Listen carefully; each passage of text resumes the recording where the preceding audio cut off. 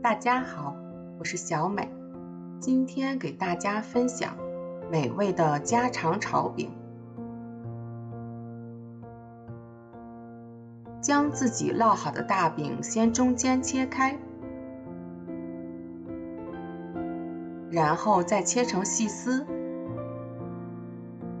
放入盘中备用。包菜1/4个，清洗干净后再切成细丝，放入盘中备用。再将蒜切成末备用。生抽2勺，老抽1勺，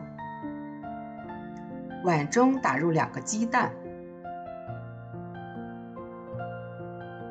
搅散后备用。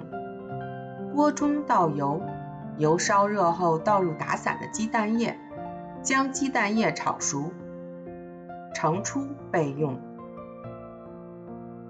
锅中再倒入食用油，再倒入包菜丝翻炒，炒至包菜有些变软时，再加入饼丝，继续翻炒。翻炒均匀后再加入生抽、老抽，翻炒至锅中食材上色，最后加入鸡蛋、蒜末，翻炒至蒜香就可以关火了。美味的家常炒饼就做好了，做法也是非常的简单。烙饼在制作的时候已经加了盐，所以炒饼的时候可以根据自己的口味酌情加盐。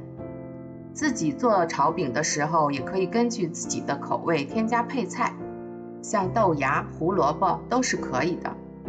炒饼做出来有菜有主食，一举两得哦。喜欢我就关注小美吧，小美会定期分享美食，谢谢您的支持。